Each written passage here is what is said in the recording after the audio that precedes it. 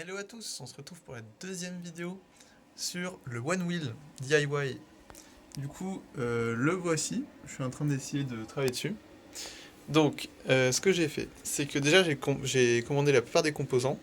Il y a du coup la batterie que je vais vous montrer.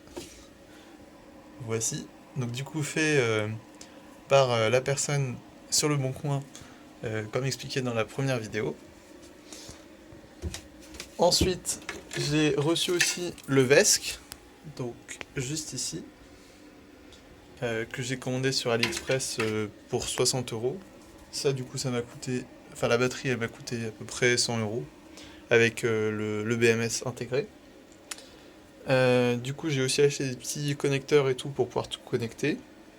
Il y a du coup le chargeur de la batterie qui était pas le bon. Du coup, j'en ai commandé un nouveau sur AliExpress qui devrait bientôt arriver. Ça va coûter dans les 13 €, donc c'était pas très cher. Du coup, j'ai acheté les connecteurs qui manquaient. Je suis en train de les souder justement pour pouvoir assembler le tout. Donc là, il y a la batterie. J'ai vérifié, le courant est bon.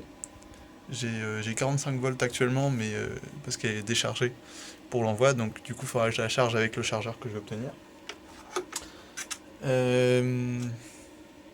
Voilà. Du coup, vu que c'est un connecteur XT60, j'ai acheté un connecteur XT60 pour le mettre sur le Vesque. Et comme vous pouvez le voir, c'est pas très joli. J'ai mis, pour être sûr que ça soit bien étanche, etc., j'ai rajouté des pistolets à colle. C'est pas très joli, mais bon, au moins ça fait le taf. C'est pareil, ça, à la base, c'était pas déjà mis. J'ai dû le faire à la main. Et c'est pas très très propre, mais bon, au moins ça fonctionne. Et là, je suis en train de brancher le connecteur HAL que vous pouvez voir juste ici. Voilà. Ça, c'est depuis le Vesque. Il faut que je branche sur celui du moteur. Alors, le problème, c'était qu'à la base, il faisait pas la bonne taille.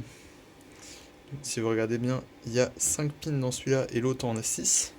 Et en plus, il fait pas du tout le même format de connecteur plastique. Du coup, je l'ai coupé. J'ai regardé sur la datasheet. Et en gros, le dernier capteur, c'est juste pour la température. Sauf que j'ai pas de capteur de température dans le mien. Du coup, j'ai tout dénudé. Je vais le souder à la main. Et j'ai trouvé un petit adaptateur que je vais essayer de souder. Comme ça, je peux connecter et déconnecter. Ce qui serait beaucoup plus pratique. Du coup, voilà. C'est parti pour souder. Ok, du coup, ça y est. J'ai fait toutes les... Attendez, on va passer en caméra frontale.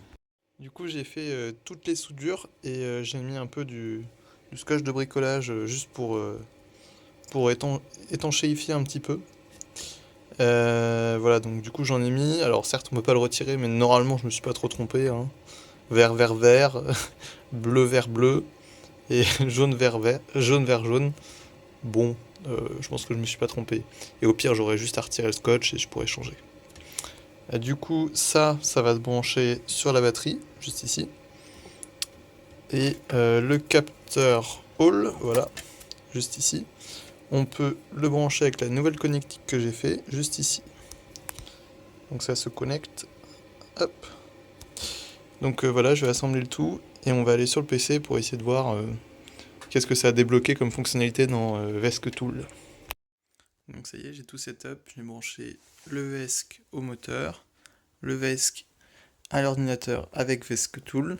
Il ne reste plus qu'à brancher la batterie au Vesque. Donc c'est parti pour faire ça. Hop.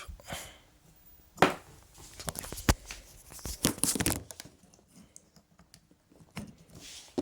C'est bon. C'est branché. Du coup ça fait bip bip. Et là on peut voir qu'on peut s'y connecter.